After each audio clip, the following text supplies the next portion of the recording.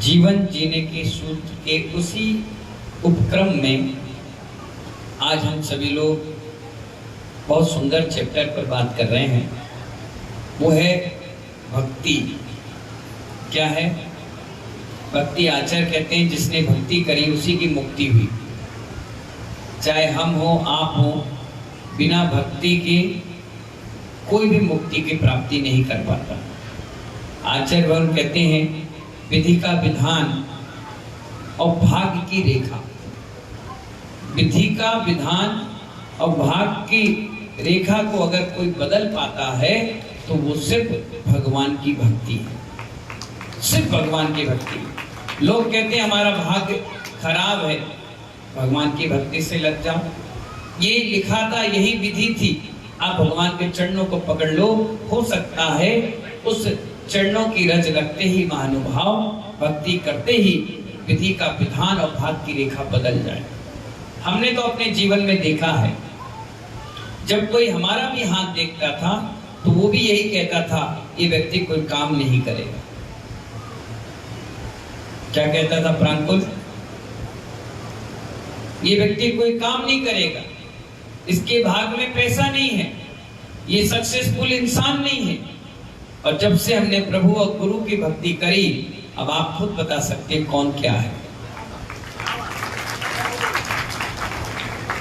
विधि के विधान को और भाग की रेखा को महानुभाव अगर कोई बदल सकता है तो प्रभु भक्ति, इसके अलावा कोई नहीं बदल सकता। इंसान काला कलूटा रहे और गुरु चरणों की रज लगाता रहे तो ऐश्वर्या राय भी उसके सामने फीकी नजर आती है। इतनी जबरदस्त भक्ति होती है महानुभाव। हनुमान जी का कितना बड़ा उदाहरण आपको सुना। खाली जिस दिन तुम इस भक्ति के बारे में समझ जाओगे ना तो ये कहना भूल जाओगे, हो जाएगा। इतना जबरदस्त उदाहरण रामायण में आया। सीता अपने कमरे में खड़े होकर के मांग में सिंदूर भर रही थी। कितना बड़ा उदाहरण है महानुभाव।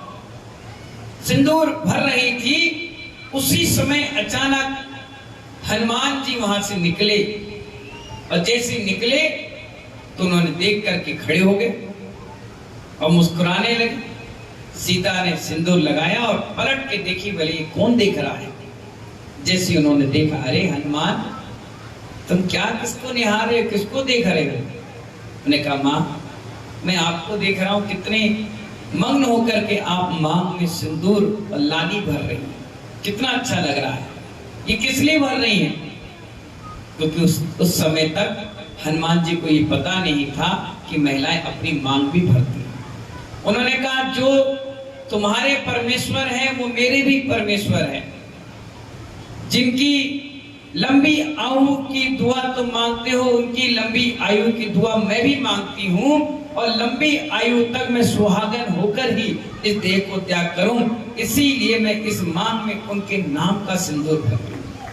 हनुमान जी इतने भक्ति में ओत-पोत थे, इतने डूबे हुए थे।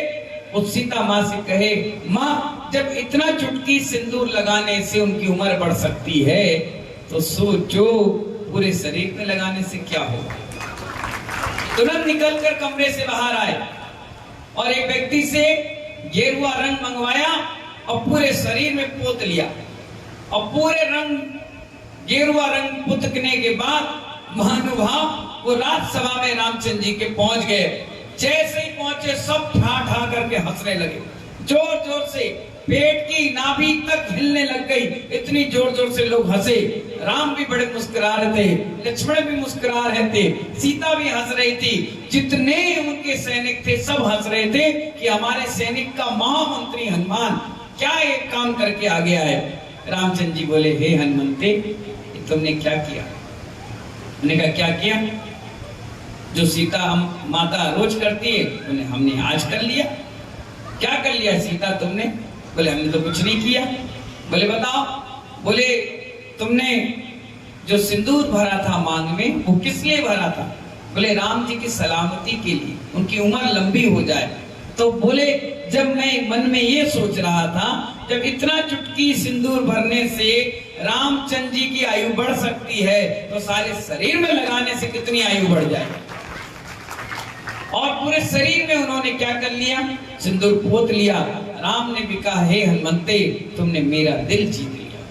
वाह, लोग हमें कहते हैं कि हमारे हृदय में राम है, और आज तुमने तो सच्ची भक्ति से बता दिया कि तुम्हारे हृदय में रोम रोम में राम बसे हुए। ये उदाहरण भक्ति का आपको सुनाया। सनातन धर्म में ये कथाएं आती हैं और लोग इसको चरितार्थ करते हैं, और इसीलिए जहां जहां राम का मंदिर है, द्वार पर हनुमान का मंदिर जरूर मिलेगा, हमेशा मिलेगा। जहां राम का मंदिर, उनके चरणों में हनुमान मिलेंगे। और इसीलिए महानुभाव उनके पूरे शरीर में गेरुआ रंग पोत दिया जाता है। वो इसी उदाहरण के लिए पोता जाता है। मैं आपको बता रहा था, यहाँ भक्ति की बात चल रही थी। आचार्य भगवान कह रहे हैं, विधि का विधान और भाग्य की रेखा अगर बदलने में कोई समर्थ है तो कौन है वो? गुरु भक्ति, प्रभु भक्ति। आचार्य महावीर कीर्ति महाराज रास्ते में चल रहे थे महानुभाव, और चलते चल रहे थे, उनके साथ पूरी साधुओं की टीम चल रही थी, श्रावकों की टीम आगे पीछे चल रही थी। गुरु आगे आगे थे और सारे शिष्यगण पीछे पीछे थे। अचानक क्या हुआ, एक साधु जो 70 और 80 साल के थे, वो बुजुर्ग थे, वो पीछे पीछे चल रहे थे। महाराज हर 5 मिनट में उनको पीछे पलट कर देख रहे थे। सभी साधु हैरान थे कि इतने बड़े महान आचार्य। मालूम है, महावीर कीर्ति महाराज को 18 भाषाओं का ज्ञान था। आपको और हमको 2-3 का होगा। अगर कुत्ता भी है, वो भौंक रहा है तो बता देते थे कुत्ता काय के लिए बोल रहा है, क्या कहना चाह रहा है। तोते, मैना, कौवा, चील ये आकर बैठ जाएं और ये अपनी भाषा में बोलते थे तो इतने निमित्त ज्ञानी थे, वो देखकर बता देते कि कौवा काय के लिए आया है, ये गाय क्या कह रही है, ये कुत्ता क्या कह रहा है। इतना ज्ञान था उन तपस्वी महावीर कीर्ति आचार्य महाराज को। वो बार बार 5 मिनट बाद पीछे पलट कर देख रहे थे महानुभाव। तो जो माता जी और महाराज थे, वो बार बार आचार्य भगवान को देखते थे कि आचार्य भगवान किसको देख रहे हैं। तो स्वाभाविक है, एक वृद्ध साधु पीछे चल रहे थे, उनको देखते थे, फिर आगे चले। आधा 1 घंटे के बाद वो रुक गए। वृद्ध साधु पीछे थे, वो धीरे धीरे आए, बोले, अच्छा श्री नमोस्तु, हम थक गए, बुजुर्ग हैं, पीछे रह गए, कोई गलती हो गई क्या? बोले, कुछ नहीं, अब तुम हमारा हाथ पकड़ के चलो। बुजुर्ग साधु थे, उन्हें कहा, गुरु जी आप हमारा हाथ पकड़े? बोले, नहीं, तुम हमारा हाथ पकड़ो और चलो। हाथ पकड़ के 1 किलोमीटर दूर ले गए महानुभाव। सारे साधुओं ने पूछा, गुरु जी हम इतने सारे वृद्ध साधु भी थे, यंग साधु थे, आपने सिर्फ इन्हीं साधु का हाथ क्यों पकड़ा? बोले, आप लोगों ने 5-5 मिनट के बाद पलटने वाला दृश्य नहीं देखा? बोले, नहीं, हमें तो कुछ पता ही नहीं चला। बोले, इस साधु की उम्र अभी कुछ देर बाद समाप्त हो रही थी। बोले, समाप्त हो रही थी, फिर कैसे बच गई ये? बोले, बिजली गिरने वाली थी इन पर, इसलिए मैंने इनका हाथ अपने हाथ में ले लिया और इन्हें खींच लाया। गुरु भाग्य की रेखा बदल देते हैं, विधि का विधान बदल देते हैं। तुम्हें आपका चेहरा पोस्टर बदलने में लग जाते हैं। गुरु इतने बड़े ताकतवर होते हैं कि जिंदगी की सारी उलझी पहले बदल देते हैं। कितनी बड़ी ताकत, कितना बड़ा सोच उनके अंदर था कि अगर साधु के ऊपर बिजली गिर जाती तो रास्ते का बिहार रुक जाता, सारे कार्यक्रम कैंसिल करने पड़ जाते, पता नहीं कोई अनहोनी हो जाती। उन्होंने हाथ पकड़ा, अपने साथ रख लिया। कहा जाता है, एक पुण्यात्मा जीव के साथ कितने पुण्यात्मा जीव और पल्लवित हो जाते हैं। घर में 1 कमाता है, 50 खाते हैं। 50 खाते हैं, क्यों खाते हैं? क्योंकि एक के पुण्य से सबका पेट भर जाता है। हो सकता है 50 मिलकर के एक को खिलाते हो, इसलिए आज वो अकेला कमा रहा है तो 50 खा रहे हैं। आचार्य भगवान यहाँ बता रहे हैं, जो आप हृदय में भक्ति भगवान को चढ़ाते हो, हृदय से भक्ति भाव से जो भी आप चढ़ाते हो महानुभाव, उसको हमारे आचार्य कहते हैं वो सबसे प्यारा धर्म है। जैसे ही आपने अर्घ चढ़ाया, अर्घ में क्या चढ़ाया वो महत्वपूर्ण नहीं है। ये आचार्य भगवान बता रहे हैं, जो आपने चढ़ाया वो महत्वपूर्ण नहीं है, चढ़ाने के बाद कितना आपको आनंद आ रहा है वो सच्चा धर्म है। आहार कराना महत्वपूर्ण नहीं है, कोई भी करा लेता है। चौका लगाना महत्वपूर्ण नहीं है, कोई भी लगा लेता है। बाजार से सब्जी सामान अनाज लाना महत्वपूर्ण नहीं है, शुद्धता से बनाकर निरंतर आहार करा लिया, उसके बाद जो आनंद आता है महानुभाव, हमारे आचार्य कहते हैं वो सबसे प्यारा धर्म। इस धर्म को प्राप्त करने के लिए जी जान से पूरी जिंदगी आदमी पुरुषार्थ करता है। किसी का भाग उदय आता है तो मौसम अच्छा हो जाता है, किसी का पुण्योदय आता है तो महाराज हिम्मत करके 2.5 किलोमीटर चले जाते हैं, और पुण्य हल्का सा कम होता है तो पास के पास रहते हैं तो जा नहीं पाते, उपवास कर लेते हैं, या चले भी गए तो महानुभाव वहां आहार नहीं हो पाता, और आहार पहुंच भी गए तो किसी ना किसी कारण से अंतराय आ जाता है। तो कहते ना, भाग उदय होगा तो दरस पाएगा, और तू इस धरती पर गुरु के चरणों में रहेगा तो नियम से मुक्ति पाएगा। हम लोग कौन थे महानुभाव, कौन थे? पता ही नहीं जिस जिंदगी में जी रहे थे, कौन क्या कैसे कहां, A to Z पता नहीं था। बस गुरु का एक हाथ तो मिल गया, आशीर्वाद मिल गया, इसलिए किस्मत चमक गई। आचार्य भगवान यहाँ बता रहे हैं कि भाग्य की रेखा बदलनी हो, विधि के विधान को बदलना हो, तो किसी न किसी प्रभु की और गुरु की भक्ति में उतर जाओ, सारी चीज बदल जाएगी। रहने का ढंग, खाने का ढंग, बोलने का ढंग, सोने का ढंग, बैठने का ढंग, पढ़ने का ढंग, ढंग से ढंग का जीवन जीना प्रारंभ कर दोगे, वो गुरु और प्रभु के निकट आने। इसके बाद भी महानुभाव आचार्य भगवान बता रहे हैं कितनी अच्छी बात कि हमारी भक्ति जो है ना, प्रभु से जुड़ी रहना चाहिए, अटूट रहना चाहिए। इतनी प्यारी बात आचार्य भगवान इसमें बता रहे हैं गाथा में। वो कह रहे हैं कि जब भी बादाम चढ़ाओ, सिरफल चढ़ाओ, अर्घ चढ़ाओ, हजारों कुंटल चावल भी चढ़ा लो, पर भगवान से हमेशा एक विनती करते रहना कि हे प्रभु, जिस प्रकार से आज मेरी अटल भक्ति आपके चरणों में जुड़ी हुई है, जैसी अटूट भक्ति आपके चरणों में जुड़ी है, जब तक मैं निर्वाण की प्राप्ति ना कर लूं, ये भक्ति के तार टूटना नहीं चाहिए। आज मेरे पास कुछ नहीं है केसी जैन साहब, तो आप खूब आ रहे हो, कुछ नहीं है तब आ रहे हो, और कुछ आ जाए हमें तुम्हारे पास आना पड़ेगा। कह रहे कभी जीवन में नहीं, ये तो जब तक लक्ष्मी नहीं है ना, जब तक बातें आती हैं, क्योंकि लक्ष्मी का नाम है दौलत। क्या है?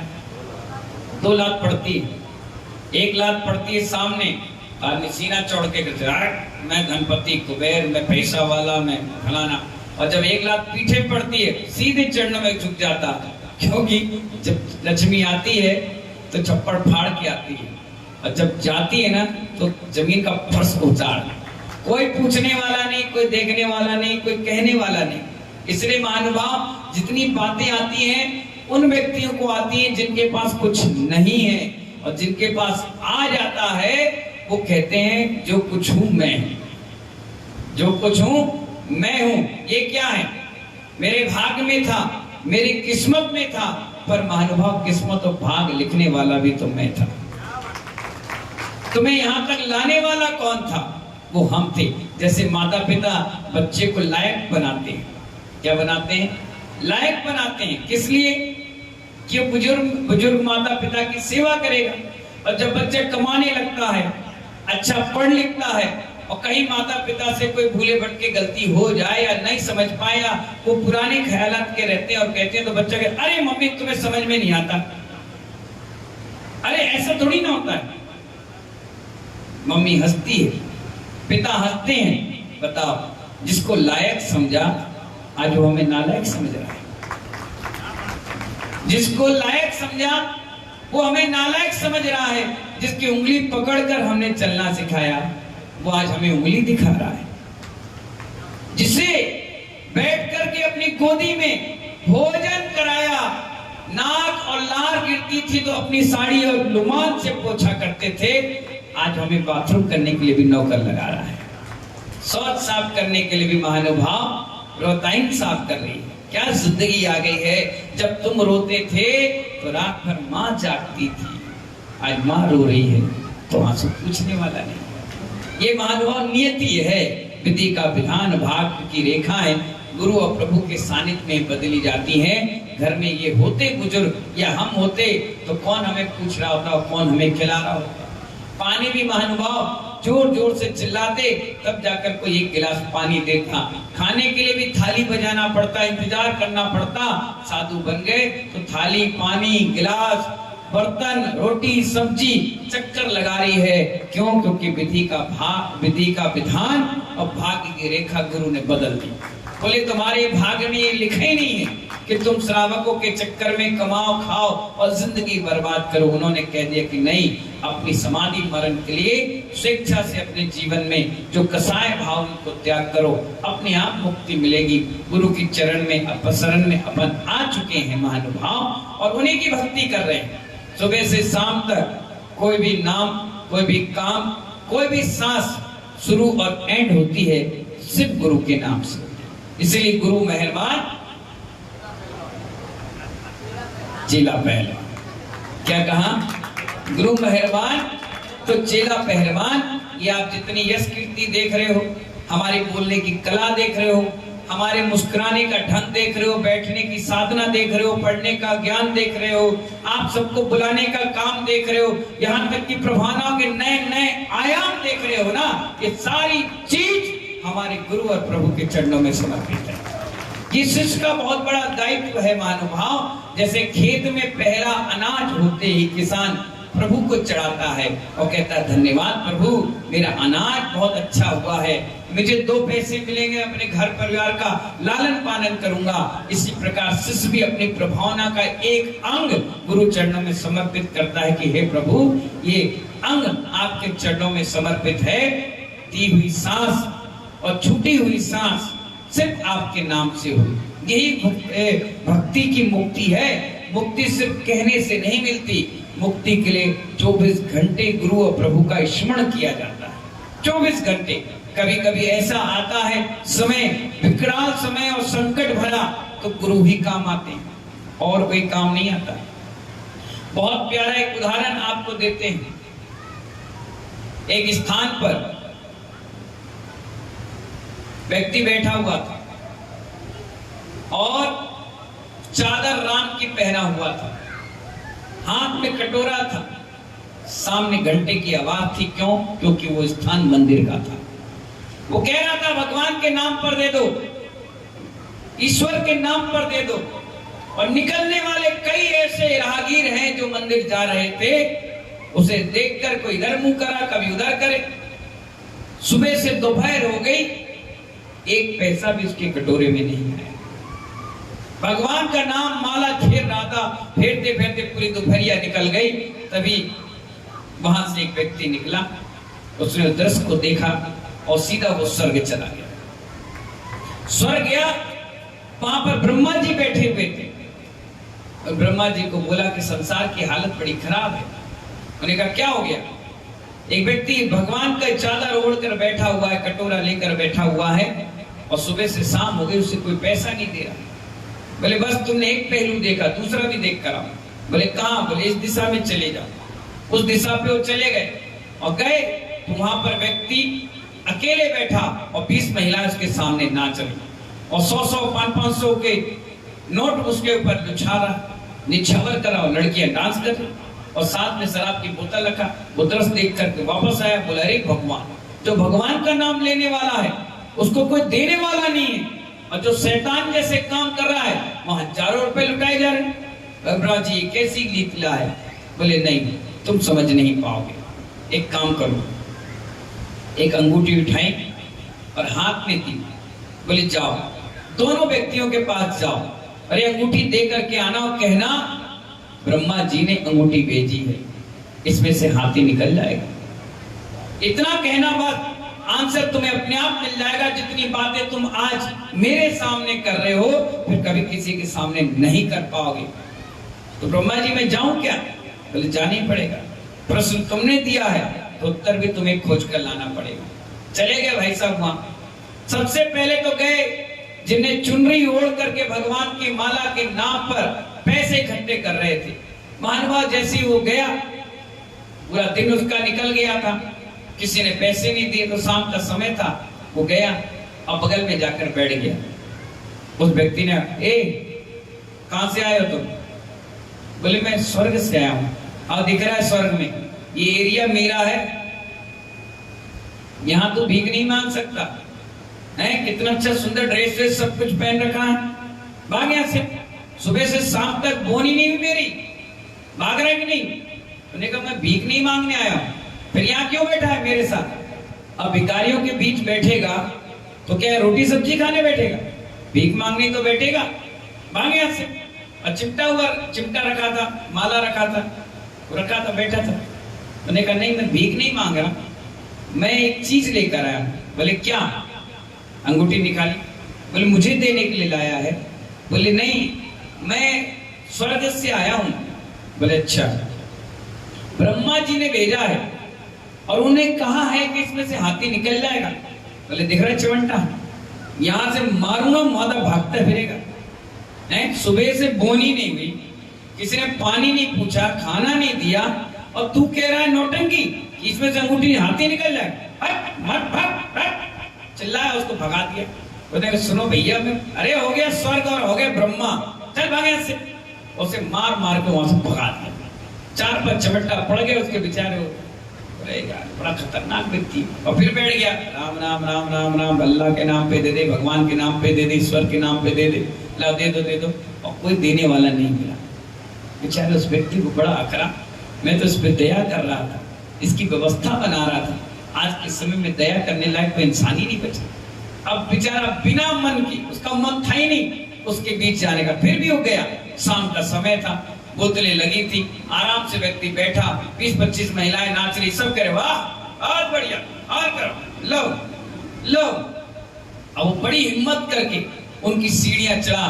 फिर हिम्मत बोली नहीं यहाँ जाना बेकार है, कोई देख लेगा, क्या कहेगा, कौन क्या कहेगा। नहीं। बड़ी हिम्मत करके वो गया। जैसे ही वो गया, एक व्यक्ति ने उसका हाथ पकड़ा और गद्दे पे बैठा दिया, वो बैठ गया। उसने देखा, वाह वाह बहुत बढ़िया। इधर उधर देखा, उसने पूछा ये क्या हो रहा है? बोले दिख नहीं रहा, मुजरा हो रहा है। बोले अच्छा, पैसे क्यों लुटाए जा रहे हैं? अरे हमारे हैं, लुटाए चाहे फेंके, तुम्हें क्या करना, लो तुम भी कर लो। वो बोला सुनो, हम स्वर्ग से आए हैं। अबे स्वर्ग का क्या नजारा देखा? देख स्वर्ग यहीं आ रहा है। माँ तो टुंड थे, बिल्कुल मजा आ रहा था उनको। उन्होंने कहा सुनो, हम ब्रह्मा जी के पास से आए हैं। बोले ब्रह्मा जी तो बहुत घूमते हैं। अरे बड़ी अजीब आदमी। अच्छा, चुपचाप रहे। 5-10 मिनट उसने नजारा देखा। नजारा देखने के बाद एक अंगूठी निकाली और बोला सुनो, मैं स्वर्ग से आया हूं। बोले हाँ बोलो, क्या काम है? बोले स्वर्ग से ब्रह्मा जी ने भेजा है और उन्हें कहा है किस अंगूठी से हाथी निकल जाएगा क्या? देखिए, सोचिए, ध्यान रखना, जितने लोग धर्म की चादर ओढ़ते हैं ना, वो सिर्फ ओढ़ते हैं, उतारते नहीं। और जितने चादर नहीं ओढ़ते हैं, सही मायने में वही जीवन में उतार, क्योंकि जो बोलते हैं वो सिर्फ बोलते हैं, उतार नहीं पाते। कम में सूरा सो धम में सूरा, ये तो सूत्र आया है। जो कर्म में सूर होते हैं वही धर्म में सूर होते हैं। उस शराबी ने क्या कहा सुनिए, लाजवाब जवाब दिया। उसने इस व्यक्ति की तरफ बड़े गौर से निहारा और पूछा कहां से आए हो? तो उन्होंने कहा स्वर्ग से आया हूं। किसने भेजा है? उन्होंने कहा ब्रह्मा जी ने भेजा है। किस लिए भेजा है? उन्होंने कहा ये अंगूठी दी है और कहा हाथी निकल जाएगा क्या? उन्होंने कहा ब्रह्मा जी ने दिया है तो सुई की नोक से भी हाथी निकल जाएगा। इतनी श्रद्धा मानुभाव एक शराबी व्यक्ति की थी, और जिसने धर्म की चादर ओढ़ रखी थी उसे नौटंकी लग रही थी। इसलिए तो आचार्य कहते हैं, जीने न मानी गुरु की सीख, लोग कटोरा मांगो भी। आचार्य भगवान कहते हैं प्रभु भक्ति और गुरु भक्ति ही जीवन के भाग्य की रेखा बदल देती है, हर चीज बदल देती है। हर कौम में हर जगह लिखा है कि अपने जीवन में गुरु बनाकर रखना। हर संकट से कोई निकालने वाला है तो सिर्फ गुरु। गुरु का अर्थ ही है अंधकार से उजाले की ओर ले जाना। जो जिंदगी में अंधकार कसाय रूपी पाप रूपी छाया हुआ है, उस अंधकार से जो प्रकाश की ओर ले जाए, वही गुरु होता है। और गुरु के पद पर जो बैठता है वो बड़ा गंभीर और अपने व्रत नियम संयम में परफेक्ट रहता है। इसलिए महानुभाव ये सारी शिक्षाएं आपको इसलिए दे रहे हैं क्योंकि अब जाने का समय आ गया है।